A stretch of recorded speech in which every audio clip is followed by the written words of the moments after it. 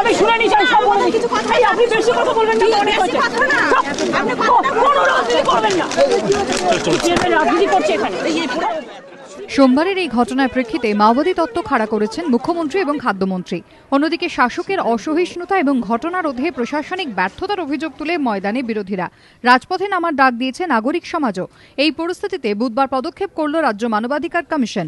গোটা ঘটনার জন্য স্বতঃপ্রণোদিত হয়ে রাজ্য সরকারকে তদন্তের নির্দেশ দিল তারা। স্বরাষ্ট্র সচিবকে কমিশনের নির্দেশ, একজন দক্ষ ও প্রবীণ অফিসারকে দিয়ে সোমবারের ঘটনার অনুসন্ধান করতে হবে।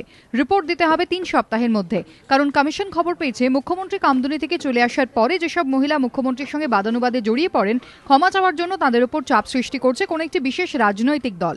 ওই মহিলাদের হুমকি দেওয়া হচ্ছে বলেও জানতে পেরেছে কমিশন। কমিশনের মতে এই অভিযোগ যদি সত্যি হয় তাহলে নাগরিকের বাকস্বাধীনতা লঙ্ঘনেরই শামিল। যদিও ঘটনার সময় উপস্থিত টুম্পা এবং মৌসুমী কয়ালের দাবি, কেউ হুমকি না দিলেও খোদ প্রশাসনের কাছ থেকেই মাওবাদী তকমা লাগায় কিছুটা আতঙ্কিত তারা।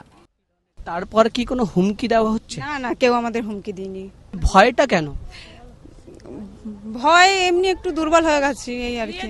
আর বিশেষ করে আমাদের দুজনকে নামটা বেশি করে জড়িয়ে দিয়েছে যে আমরা দুজনা মাওবাদী। দিদি এমন কি দেখেছে যে আমাদের মাওবাদী খাতায় নামটা তুলে দিয়েছে? আমরা যদি এই ন্যায় বিচারের জন্য পথে নেবে আমাদেরকে যদি মাওবাদী বা সিপিএম বলা হয়, কিন্তু এটা বলা উচিত নয়। ওই জন্যই আমাদের একটু ভয়ে ভয়ে আছি, মুখ খুলতে ওই জন্যই ভয় পাচ্ছে যে বাবা আমাদেরও বলবে না তো গ্রামবাসীরা।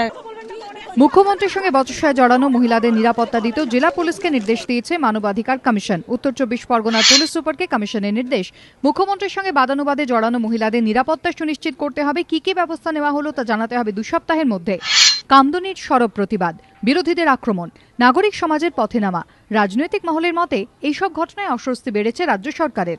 মানবাধিকার কমিশনের এই পদক্ষেপ সেই অস্বস্তি আরও কয়েক গুণ বাড়ালো বলেই মনে করছে সংশ্লিষ্ট মহল। রাজশ্রী দত্তগুপ্ত, প্রকাশ সিংহের রিপোর্ট, এবিপি আনন্দ।